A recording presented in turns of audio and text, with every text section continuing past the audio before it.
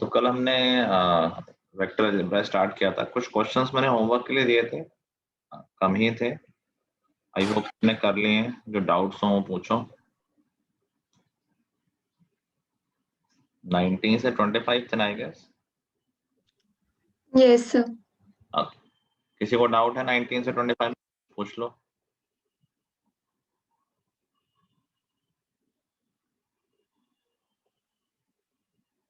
कोई डाउट है? नहीं है सर। No sir. किसी का डाउट नहीं है? दिव्यांश, सारे क्वेश्चन आ गए?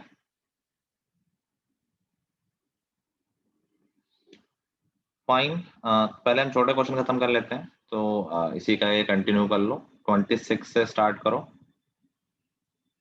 एंड आई थिंक आज सारे ही हो जाएंगे, मे बी लॉन्ग आंसर ना हो पाए, बट बाकी सारे तो हो ही जाएंगे। तो करना शुरू करो। होपफुली आज ये इसकी एक्सरसाइज तो खत्म ही हो जाएगी।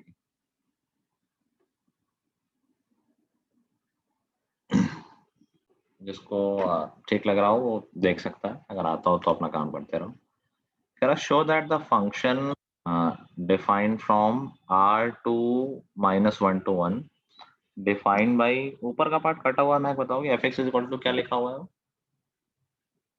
Sir x upon 1 plus mod x। x upon 1 plus mod x is 1 1 and on 2। और ये फंक्शन डिफाइन कहाँ से? From all real numbers to -1 to 1। Okay, -1 to, ठीक है। तो बेसिकली इसकी डोमेन और कोडोमेन दे रखी है। तो फॉर 1 1 फंक्शन हमें वही करना होता है। For fx1 is equal to fx2, तो x1 upon 1 plus mod x1 should be is equal to x2 upon 1 plus mod x2।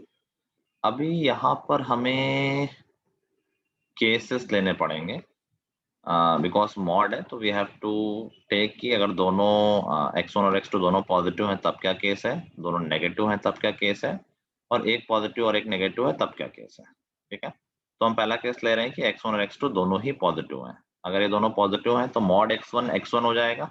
Mod ऐसा डिफाइन होता है, mod x is equal to x, अगर x पॉजिटिव होता है तो। Yes. ठीक है, तो ये हो गया x1 upon 1 plus x1 is equal to x2 upon 1 plus x2। और इसको सिंप्लीफाई करेंगे तो x1 plus x1 x2 is equal to x2 plus x1 x2, और x1 x2 कैंसिल हो जाएगा and we get the result जो हमें चाहिए कि x1 is equal to x2 आ गया। तो ये 1 1 प्रूव हो गया अगर इनपुट पॉजिटिव है तो। सिमिलरली अगर हम दोनों नेगेटिव लेंगे तो ऐसी ही कैलकुलेशन बनेगी, बस यहाँ प्लस की जगह माइनस आ जाएगा, फिर भी x1 is equal to x2 आ जाएगा, कोई दिक्कत नहीं होगी। उस केस में भी बिल्कुल सिमिलर केस है। फिर हमें तीसरा केस लेके दिखाना पड़ेगा। तीसरा केस क्या है कि अगर एक पॉजिटिव है और एक नेगेटिव है, तो मान लेते हैं x1 पॉजिटिव है और x2 नेगेटिव है। उस केस में क्या बनेगा? x1 upon 1 plus x1 is equal to x2 upon 1 minus x2। तो ठीक है, ये रेंज लिखी हुई मैंने डिफाइन करने में शॉर्ट में लिख दिया, तो डोंट थिंक ये इनपुट वाला x है। इसमें let's see, x1 minus x1 x2 is equal to x2 plus x1 x2। ये थोड़ा सा डिफरेंट बना है, तो यहाँ पर ये हो जाएगा x1 minus x2 minus 2 times x1 x2 is equal to 0। क्या ये पॉसिबल है या कोई इशू हो सकता है? यहाँ एक पॉजिटिव और एक नेगेटिव, तो उस केस में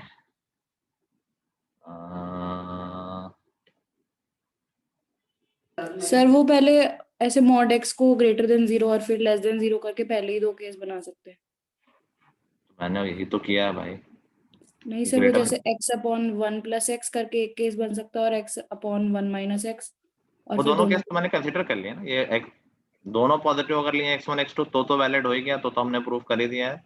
दोनों नेगेटिव लिए तो भी हमने प्रूफ कर दिया है। नेगेटिव वाला केस मैंने दिखाया नहीं क्योंकि सिमिलर कैलकुलेशन होगी। बट अगर Yes. एक पॉजिटिव है एक नेगेटिव है उसके लिए मैं कैलकुलेशन दिखा रहा हूँ, बट आई थिंक ये पॉसिबल नहीं होगा। अगर एक पॉजिटिव है एक नेगेटिव है तो कभी fx1 और fx2 इक्वल हो सकते हैं? नहीं हो सकते हैं। ये केस पॉसिबल ही नहीं है। पॉसिबल क्यों नहीं है कि देखो अगर इनमें से एक पॉजिटिव है एक नेगेटिव है तो देखो मान लो x1 पॉजिटिव है तो लेफ्ट हैंड साइड पॉजिटिव आ जाएगी Yes, sir. और right hand side for sure negative होगी। तो ये किसी वैल्यू के लिए पॉसिबल ही नहीं है कि अगर x1 और x2 अलग अलग साइन के हों तो आउटपुट कभी इक्वल हो ही नहीं सकता। तो जो केसेस पॉसिबल थे वहां हमने चेक कर लिया है एंड वी हैव प्रूव्ड कि ये फंक्शन 1 1 है। ये बात समझ में आ गई सबको? Yes. ठीक है। अब हमें प्रूव करना है कि ये फंक्शन ऑन टू है। तो ये हम नॉर्मल कैलकुलेशन से ही मतलब डायरेक्टली ही दिखा सकते हैं। इसकी रेंज देखो क्या होगी इस फंक्शन की, x upon 1 plus mod x। अगर हम इसकी रेंज निकालें x upon 1 plus mod x तो मेथड से निकालें या डायरेक्टली भी ऑब्जर्व कर सकते हैं कि अगर x पॉजिटिव है तो देखो डिनोमिनेटर हमेशा न्यूमरेटर से बड़ा होगा, x प्लस 1 Yes. हमेशा x से बड़ा होगा। तो Yes. न्यूमरेटर अगर हमेशा कम है डिनोमिनेटर से तो क्या उसकी वैल्यू हमेशा लेस देन 1 आएगी, और पॉजिटिव है तो 0 से 1 के बीच में आ जाएगी। Yes, sir. ठीक है। अगर x नेगेटिव है उस केस में क्या होगा देखो, माइनस बाहर आ जाएगा बस और 1 प्लस एक्स ऐसा बन जाएगा। Sorry sorry, Yes. ये x नेगेटिव है तो ये बन जाएगा x upon 1 minus x which is negative, let me see, नीचे तो हो गया पॉजिटिव पर नेगेटिव और माइनस एक्स। एक नंबर लेके देख लेते हैं, मान लेते हैं अगर x -3 हुआ तो ये -3 अपॉन 4 हो गया। x अगर -6 हुआ तो ये -6 अपॉन 7 हो गया। ठीक है ठीक है। Earlier I was saying right कि माइनस बाहर आ जाएगा, इवेंचुअली ये 1 plus x upon 1 plus x ही तो बन जाएगा अगर हम माइनस साइन कॉमन ले लेंगे तो ये वैल्यू भी हमेशा 0 से 1 के बीच में, बाहर माइनस साइन है तो 0 से -1 के बीच में आ गई। तो इससे हमने क्या दिखा दिया कि इसकी रेंज -1 से 1 के बीच में है। y Yes, लिख sir. देता हूँ मैं इसको, और कोडोमेन भी यही दे रखी है y -1 to 1। तो अगर कोडोमेन और रेंज इक्वल है can we say this function is onto. Yes. ठीक है। और अगर मेथड रेंज निकालने का क्या होता है कि हम x की वैल्यू y के टर्म में निकाल लेते हैं और फिर उसकी डोमेन निकाल देते हैं। तो x upon 1 plus x is equal to y ले लो, सॉल्व करेंगे तो ये क्या आ जाएगा देखो, x is equal to y plus x y, x की वैल्यू y के टर्म में, x को एक साइड ले आओ तो x into 1 minus y is equal to y, x is equal to y upon 1 minus y. और इसकी हम डोमेन निकाल लेंगे। अच्छा ये फंक्शन हमने उल्टा लिख लिया है तो डोमेन निकालने में तो जो ओरिजिनल फंक्शन की रेंज है क्या वो इनवर्स फंक्शन की डोमेन बन जाएगी? Yes, sir. तो उसकी डोमेन दे रखी है -1 से 1 तो ये उसकी डोमेन हो जाएगी। ऑल्दो डायरेक्टली जो हम पहले बात करें तो that will be a better way.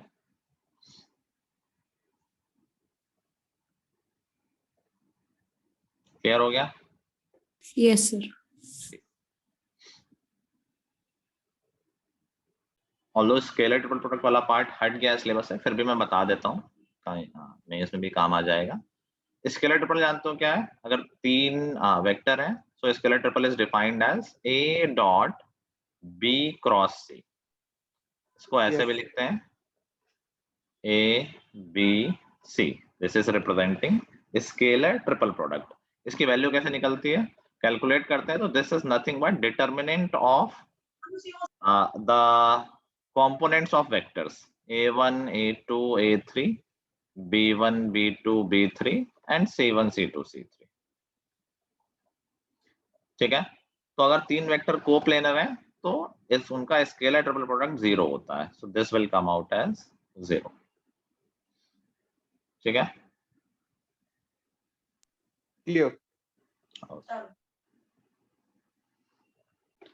चलो question number 26। Now I would like कि क्लास दिख जाए मुझे, so it would be better.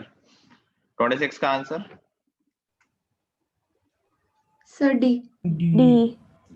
इसका डाउट हो जैसे किस भी क्वेश्चन में वो बोल देना। 27 sir D. Sir D. Sir D. 28 sir A. ए।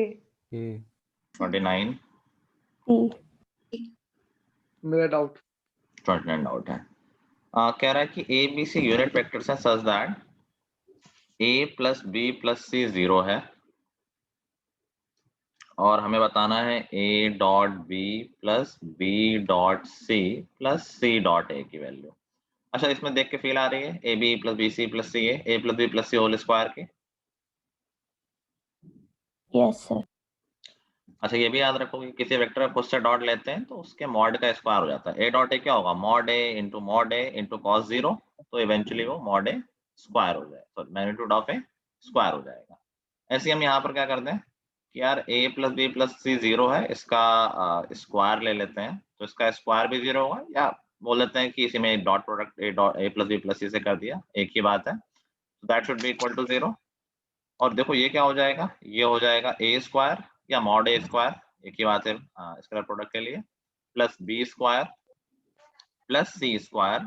उसके बाद काम की चीज आ गई जो हमें चाहिए थी, 2 times A dot B plus B dot C plus C dot है, this is equal to 0। Now it is given that कि ये यूनिट वेक्टर्स हैं तो ये सारे 1 1 1 हो जाएंगे, तो यहाँ से A dot B plus B dot C plus C dot A की वैल्यू हो जाएगी -3/2। ये 3 जाके उधर हो गया -3 और अपॉन 2, तो option C will be correct. 30th yes sir doubt. Sir इसके आंसर में डाउट है। 30th पर डाउट कैसे हो सकता है? किसी एक वेक्टर का दूसरे पे प्रोजेक्शन क्या होता है, ए का प्रोजेक्शन अगर हमें बी पे लेना है तो ए डॉट बी कैप कर देते हैं, that's it. Yes sir, but वो आंसर क्या ऐसा कोई ऑप्शन नहीं, तो हम देख लेते हैं कि किस तरह से ऑप्शन है। बी कैप को क्या हम B upon magnitude of B लिख दें, यूनिट वेक्टर ही तो है, ऐसा कोई ऑप्शन है कि? सर बी ऑप्शन है। तो फिर क्या दिक्कत थी? सर आंसर ए सर है। Answer A. अच्छा, आंसर ए है। अच्छा, वेक्टर होता है ना, तो आई थिंक इसमें प्रिंट दिख नहीं रहा है पीडीएफ में, आई थिंक बी वेक्टर लिखा होगा आगे। प्रोजेक्शन ऑफ ए ऑन, अच्छा नहीं, डॉट प्रोडक्ट होता है ना, स्केलर होगा, नहीं सॉरी, ऑप्शन बी होना चाहिए। ए में वो बताना जरा मुझे, जिसके पास बुक है क्या लिखा आगे, बी वेक्टर बना हुआ है क्या? Yes sir. Yes sir. A dot B upon magnitude of B square और बी वेक्टर, ऐसे लिखा हुआ है। Yes sir. अच्छा, प्रोजेक्शन वेक्टर पूछा है ना यार, क्वेश्चन पढ़ो। सिर्फ प्रोजेक्शन बोलते हैं तो फिर ये नंबर आता है, प्रोजेक्शन वेक्टर बोल दिया है तो हमें आंसर में वेक्टर देना चाहिए ना, तो ये उसका magnitude I think B cap लिखा होगा आगे। No sir, projection vector B है और इसका तो B आंसर ऑप्शन नहीं है। समझ, बी कैप ही लिखा हुआ है, नीचे स्क्वायर है। अभी देखो, अगर मुझे डायरेक्शन भी देना है तो मैं इसको ऐसे लिख दूंगा, A dot B upon magnitude of B, B cap. B cap की जगह फिर से मैं वो लिख दूं, B upon magnitude of B, तो नीचे क्या बन जाएगा, क्या बी का मैग्नीट्यूड ऑफ बी का स्क्वायर बन जाएगा, और आगे बी कैप की जगह पूरा पूरा बी लिख दिया है। समझ गया ना सब लोग फंडा? Yes sir. ठीक है, very good question for mains type. Board में तो ऐसा घुमाता नहीं है, लेकिन ये अगर जेई में आ जाएगा तो बहुत सारे लोग जल्दी जल्दी में गलत कर देंगे। 31 सर सी। सर सी है। ठीक है, सेट अगर तुम्हें नहीं आया था, this is same as previous question, whole square कर देंगे, इस बार mod A mod B mod C दे रखे हैं, वैल्यू आ जाएगी। Yes sir. 32 मेरा डाउट है। डाउट। 32 डाउट है, ओके। कह रहा है कि मैग्नीट्यूड ऑफ ए 4 है और लैम्डा है कोई कांस्टेंट जिसकी रेंज है -3 से लेके 2 तक, तो हमें बतानी रेंज ऑफ लैम्डा ए। अच्छा देखो, ये मैग्नीट्यूड ऑफ लैम्डा ए, पहली बात तो क्या ये हमेशा पॉजिटिव आएगा? Yes sir. Yes sir. तो क्या हम ऐसा बोल रहे हैं कि यार this will be same as, क्या ये ऐसे भी लिख सकते हैं, मैग्नेट मतलब mod of lambda into magnitude of A, एक ही बात आई क्या? Yes sir. ये क्यों लिखा है? क्योंकि लैम्डा की वैल्यू नेगेटिव है और नेगेटिव से वेक्टर के मैग्नीट्यूड में कोई फर्क नहीं पड़ेगा। सोचो इस बात को कि एक वेक्टर है, मान लो i plus J plus 2k, इसका मैग्नीट्यूड कितना हो जाएगा? मैग्नीट्यूड ऑफ ए हो गया 4 और √6 हो गया ये। अगर मैं कह दूं कि यार 3a का मैग्नीट्यूड बताओ तो इंटू 3 हो जाएगा क्या? मैग्नीट्यूड ऑफ 3a 3√6 हो जाएगा। अगर मैं कह दूं -3a का मैग्नीट्यूड बताओ, क्या चेंज हो जाएगा क्या सेम रहेगा? 3√6 ही आएगा वो। -3√6 हो जाएगा। मैग्नीट्यूड नेगेटिव में भी होता है क्या? No, sir. नहीं सर सेम 3√6 ही आएगा। तो जो कांस्टेंट मल्टीप्लाई हो रहा है वो मैग्नीट्यूड में कभी फर्क तो डालता नहीं है, तो कांस्टेंट वो नेगेटिव हो या पॉजिटिव हो एक ही बात है। ठीक है, तो देखो ये मल्टीप्लाई हो रहा है -3 से लेके 2 तक। अच्छा, -3 से 2 में जो 0 से -3 वाला पार्ट है, इज इट सेम एज 0 से 3 वाला part? Yes, sir. Eventually multiply होने के बाद कितना इम्पैक्ट पड़ रहा है? क्या 0 से 3 का ही इम्पैक्ट पड़ रहा है? जो Yes, माइनस sir. में उसको तुम प्लस भी कंसिडर कर सकते हो, ओके मैग्नीट्यूड ही है। तो अगर ये -2 से 2 होता तो भी हम कहते कि यार 0 से -2 तो कोई मतलब ही नहीं है, जो 0 से 2 कर रहा है भाई 0 से -2 कर रहा होगा, कोई यूज नहीं होता इसका। लेकिन ये -3 तक गया हुआ है, तो इवेंचुअली क्या लैम्डा का इम्पैक्ट 0 से 3 तक पड़ रहा है। Yes, sir. तो जो भी मैग्नीट्यूड में चेंज होगा वो इंटू 0 और इंटू 3। तो अगर पहले मैग्नीट्यूड दे रखा था 4, तो अब हो सकता है 0 से लेकर 12 तक हो सकता है भाई, मिनिमम 0 हो जाएगा और मैक्सिमम 12 चला जाएगा, जब इंटू -3 हो रहा होगा। -3 एक ही बात है, समझ गए? तो आई गेस आंसर सी होना चाहिए। Yes, sir. कंफ्यूजन किस ऑप्शन को लेके हो रहा था? 1 मिनट से। Yes, sir. कंफ्यूजन किस ऑप्शन को लेके हो रहा था तुम लोगों में? So वो -12 लग रहा था। अच्छा, कुछ लोगों को लग रहा होगा, ठीक है, बेसिक चीजें ध्यान रखो। हाँ सेट बोलो। सर एक बार फिर से बता दो ये क्या हो गया? किसी वेक्टर में मैं कह रहा हूँ माइनस से मल्टीप्लाई हो या प्लस से मल्टीप्लाई हो एक ही बात है। हाँ। मैग्नीट्यूड, उसके मैग्नीट्यूड के लिए डायरेक्शन तो चेंज हो जाएगा ऑफ कोर्स। तो मैं कह रहा हूँ कि अब दो तरह से इसको देखो, 0 से 2 मल्टीप्लाई हो रहा है पॉजिटिव साइड में और नेगेटिव साइड में 0 से -3। 0 से -3 को मैं 0 से 3 भी कंसिडर कर सकता हूँ, एक ही बात है मैग्नीट्यूड के लिए। तो बस मैं कह रहा हूँ 0 से 2 तो 0 से 3 के अंदर ही आ गया, तो इवेंचुअली हमारे पास फाइनल इंपैक्ट क्या 0 से 3 हो गया, इंटू 0 से लेके इंटू 3 तक। हाँ ठीक है, तो बस वही होगा। तो इंटू 0 मिनिमम, अगर इंटू 0 हो रहा होगा तो 0 हो गया और इंटू 3 हो रहा होगा तो 12 हो गया, तो 0 से 12 आ गया ना ऑप्शन। ठीक, यस सर। नहीं आया तो फिर से बोल दो। सर नहीं सर, बस पता नहीं आ रहा। क्या नहीं आ रहा बताओ। देखो वहां तक लॉजिक समझ में आया कि चाहे मैग्नीट्यूड में चाहे माइनस से मल्टीप्लाई करूं चाहे प्लस से, मैग्नीट्यूड वही सेम ही रहेगा। ठीक है, फिर उसके आगे आपने जो भी बोला वो समझ में नहीं आया। मल्टीप्लाई -3 से 0 तक हो रहा है, इसको मैं 0 से 3 तक मान लूं, जो नेगेटिव वाले उसको पॉजिटिव ही मान लूं। एक सेकंड, क्योंकि मैग्नीट्यूड में तो फर्क पड़ता नहीं, माइनस हो प्लस हो, दोनों एक ही बात करते हैं। तो जो 0 से हाँ। -3 वाली रेंज है मैं उसको +3 मान के चल रहा हूँ। अच्छा हाँ, तो क्या इम्पैक्ट पड़ा? 0 से 3 तो हुआ इवेंचुअली फाइनल। अच्छा फिर वो 2 वाला भी इसके अंदर ही होगा। 0 से 3 के अंदर ही आ गया, 0 से 2। Okay yes sir. ठीक है, हाँ अच्छा। फिर इसमें वही मल्टीप्लाई कर दूंगा आगे। 33। सर डाउट है। The number of vectors of unit length perpendicular to two given vectors. Two given vector के perpendicular vector कितने हो सकते हैं? सर 2। सर 2। एक ऊपर एक नीचे, क्रॉस करने से निकल आता है, बस डायरेक्शन की बात है, ऊपर साइड कर लो नीचे साइड कर लो, प्लेन मान लो पेपर का। शिफ्टिंग से वेक्टर चेंज नहीं होता है, मैं समझना कि इधर भी एक हो गया फिर इधर भी हो जाएगा तो ये तो इनफाइनाइट हो गया, नहीं, शिफ्टिंग से तो वेक्टर में फर्क पड़ता नहीं, तो बस डायरेक्शन की बात है। एक अगर मैग्नीट्यूड फिक्स नहीं करता तो इनफाइनाइट हो जाता है, मैग्नीट्यूड फिक्स कर दिया 1 यूनिट तो 1 यूनिट ऊपर साइड 1 यूनिट नीचे side. Yes sir. Okay 34। Sir doubt है। कह रहा है vector a plus b bisects the angle between non collinear vector a and b if a plus b resultant होता है। तो ये तो तुम लोगों को फिजिकल फीलिंग अब होनी चाहिए, रिजल्टेंट क्या बड़े वेक्टर की तरफ झुका होता है? हमेशा ऐसे तो होता है, अगर ये वेक्टर बड़ा है ये वेक्टर छोटा है तो रिजल्टेंट बड़े वेक्टर की साइड ज्यादा होगा ना? Yes sir. ऐसा रिजल्टेंट होगा, एग्री? जो वेक्टर Yes, बड़ा sir. उसके साइड रिजल्टेंट झुका रहता है। अगर दोनों के बीचों बीच आ रहा है दैट मींस A और B इक्वल वेक्टर्स है। इक्वल वेक्टर है, तभी तो बीचों बीच आ सकता है। Yes sir, okay. चाहे तो लंबी कैलकुलेशन करके निकाल सकते हैं, but I don't think that is needed. Intuitive है, इसीलिए फिल इन द ब्लैंक में है। Yes sir, okay. ठीक, उससे भी समझ सकते हो कि पैरेललोग्राम लॉ ऑफ एडिशन से हमारा डायगोनल होता है रिजल्टेंट।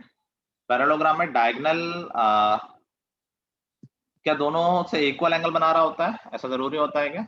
या डायगोनल के एंगल को बाइसेक्ट कर रहा होता है, वर्टेक्स एंगल को? Yes sir. कर रहा होता है। नो। नाइन्थ क्लास पास कर ली तुमने अच्छे से। किस पैरेललोग्राम में डायगोनल बाइसेक्ट करता है रोम्बस? तो आंसर ही बोल दिया। Answer Rhombus. Rhombus. Rhombus. Rhombus में डायगोनल बाइसेक्ट करता है एंगल को, तो अगर एंगल बाइसेक्ट हो रहा है दैट मींस ये रोम्बस बन रहा होगा, दैट मींस दोनों एडजेसेंट साइड्स इक्वल होंगी, मतलब वेक्टर इक्वल होंगे। सर एक बार वो जो खड़ा हुआ मतलब झुकना जो बताए थे, एक बार वो चीज वापस बताना। जो वेक्टर ऊपर बड़ा वाला। होता है रिजल्टेंट उसी के साइड में तो होता है। अच्छा ये होता है। ये तुम नॉर्मली इमेजिन कर सकते हो। अच्छा सोचो, मैं इसी पैरेललोग्राम को, अगर तुम्हें और अच्छा विजुअल देखना है, मैं इस वेक्टर को और बड़ा कर देता हूँ, तो बताओ रिजल्टेंट क्या और नीचे आ जाएगा। दूसरा वेक्टर मैंने फिक्स रखा है, अब डायगोनल ऐसा बनेगा, देखो हाँ मैंने नीचे वाला वेक्टर बड़ा किया तो वो और उसकी तरफ झुका, डायगोनली तो बन रहा है। अच्छा हाँ हाँ और आ बड़ा गया। कर दूंगा और झुक जाएगा, तो जो वेक्टर बड़ा होगा उसकी तरफ रिजल्टेंट उसके पास रहेगा। चलो 35 सही सिलेबस में भी है कौन सा? 35। Sir, वो स्केलेटर scale. पर आ गया है, एनीवे तो ओरली हो जाएगा। डाउट है या आ गया? मेरा तो है डाउट वैसे भी। कह रहा आर डॉट ए 0 है, R dot B and R dot C भी 0 है। दैट मींस क्या ये बता रहा है कि आर वेक्टर तीनों ए बी सी के परपेंडिकुलर है?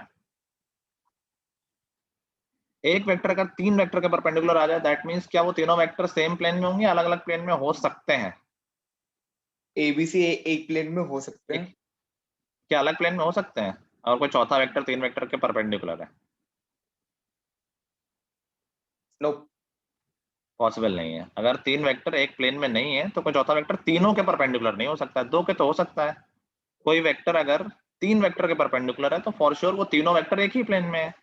तो बेसिकली जो पहले इन्फॉर्मेशन है दैट इज टेलिंग अस कि A B C are coplanar. फिर पूछ लिया है कि स्केलेटर पल क्या होगा, कोप्लेनर तो 0 होगा। अच्छा ठीक है 36 45. 5/4। 5/4 डायगोनल्स ऑफ पैरेललोग्राम कैसे निकलते हैं पता है अगर हमें एडजेसेंट साइड्स पता है तो? A plus B और A minus B. एक डायगोनल होता है a प्लस बी और एक दूसरा डायगोनल होता है a माइनस बी। अब दो वेक्टर मिल जाएंगे फिर तो एंगल निकाले लोग उनके बीच का। ठीक है, तो इन्फॉर्मेशन इसमें काम की थी कि डायगोनल कैसे निकालने होते हैं, one by adding them another by subtracting. 37 sir doubt है। फिर डाउट है।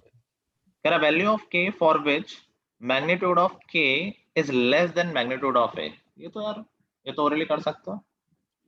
मैग्नीट्यूड ऑफ a बड़ा हो k से, मतलब जो मल्टीप्लाई हो रहा है क्या वो वेक्टर को छोटा कर रहा है?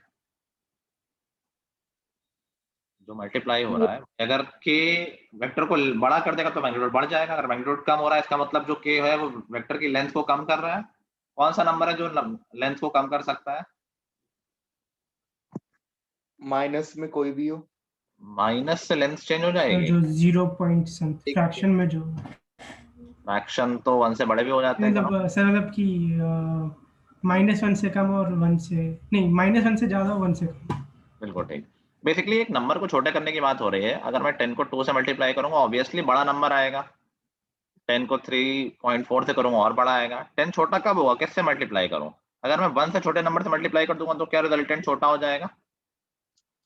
Yes, sir. हाँ ठीक है, और अरे हम मैग्नेटिक डेसिमल सेंस में से यहाँ मल्टीप्लाई मैग्नीट्यूड है करते तो डायरेक्शन से फर्क है नहीं।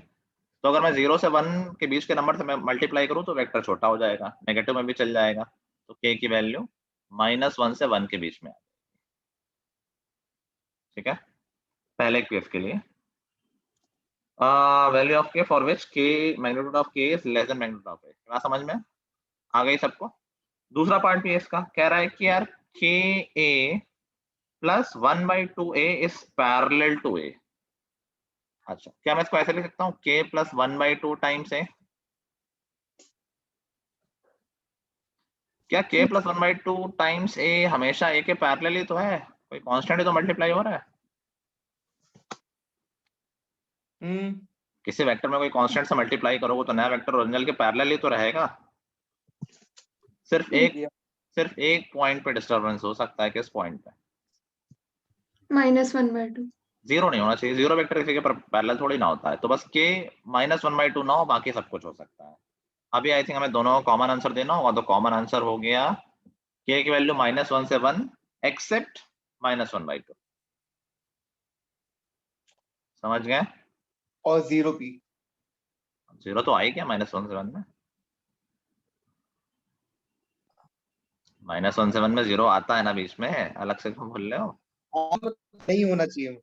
नहीं अरे k प्लस 1/2 जीरो नहीं होना चाहिए, तो k को -1/2 नहीं होना चाहिए। अच्छा अच्छा, ओके।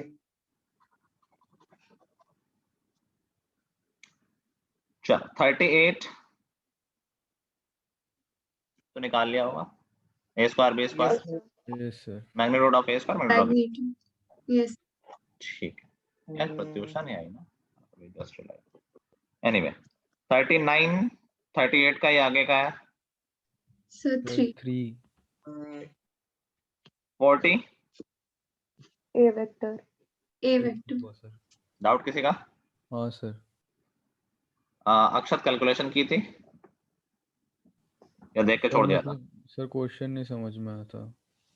अच्छा, अगर कैलकुलेशन करते तो ये तुरंत हो जाता। कह रहा है a dot I into I cap.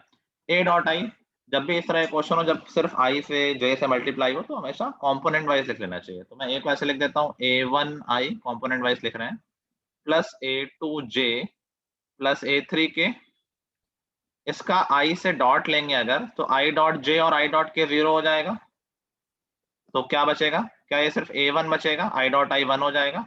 हाँ ये सिर्फ इसकी बात हो रही है अभी ब्रैकेट के अंदर वाले की, सिर्फ a1 बचा ब्रैकेट के अंदर और i तो बाहर था ही, तो फाइनली a1 i आ गया। ठीक है, सिमिलरली हम दूसरा टर्म सॉल्व करेंगे तो वो a2j आ जाएगा, तीसरा टर्म सॉल्व करेंगे तो a3k आ जाएगा। क्या ये a वेक्टर ही है? Yes sir. ठीक है, नहीं आया हो तो पूछ लो। नहीं सर, ये समझ गए वन वाला। सर फिर बाद में तो डॉट ले लेना होगा ना? बाद में मतलब? सर ये मतलब डॉट नहीं है, सॉरी ये डॉट नहीं है, तो बस बाहर आई लिखा होता है। हाँ ठीक है सर, हो जाएगा। ठीक, 41 So true. तो बहुत बड़ा वाला फॉल्स है। आई जे के 3 वेक्टर, ये देख लो, इन तीनों का मैग्नीट्यूड सेम नहीं होता है क्या? वेक्टर का मैग्नीट्यूड सेम है तो क्या वेक्टर सेम हो जाएंगे? So मेरा शायद वो क्वेश्चन अलग है। तो बहुत डायरेक्ट सिंपल सा क्वेश्चन है, अगर मैग्नीट्यूड ऑफ ए, दो वेक्टर का मैग्नीट्यूड इक्वल है तो क्या जरूरी हो वेक्टर इक्वल हो? Definitely not. ये तो बहुत सिंपल चीज है, मैग्नीट्यूड इक्वल है भाई, एक ये है दूसरा ये, वेक्टर थोड़ी ना इक्वल है, बट लेंथ उनकी इक्वल हो सकती है। 42 True. True. ठीक है, सिंपल है। 43 True. So true. डाउट है किसी का? स्क्वायर कर लेना, डॉट डॉट ले लेना तो आ जाएगा। कोई डाउट हो तो मैं कर दूं अभी। महक, उत्तरा, तुम लोग कुछ बोलते नहीं हो, कोई डाउट आउट नहीं आ रहे तुम लोगों को? इशिका भी आज कुछ नहीं बोल रही है। तो किया नहीं है। 43 में किसी को डाउट तो नहीं, इतना बता दो बस। No Fine. Sir. 44 So false. False. False. नहीं, तो सबके लिए वैलिड है, 0 हो जाएगा तो उससे क्या दिक्कत हो जाएगी। 45 सर ये भी फॉल्स है। फॉल्स। रोमस के एडजेसेंट साइड जरूरी थोड़ी 90 हो भी सकती है, नहीं भी हो सकती है, तो ऑब्वियसली ए डॉट भी 0 है, ये हमेशा जरूरी नहीं है। ठीक है, okay, so we are only left with long question, जो कि बहुत इंपॉर्टेंट भी नहीं है और बहुत ज्यादा है नहीं, बस 4 ही क्वेश्चन है, वो कर लेना एंड द नेक्स्ट क्लास से हम 3D स्टार्ट कर लेंगे। ठीक है, Yes sir. सर चलो यस सर। चलो, good bye Okay, sir. Everyone, good night. Thank you sir, bye sir. Okay. Thank you, sir. Thank you, thank sir. You sir.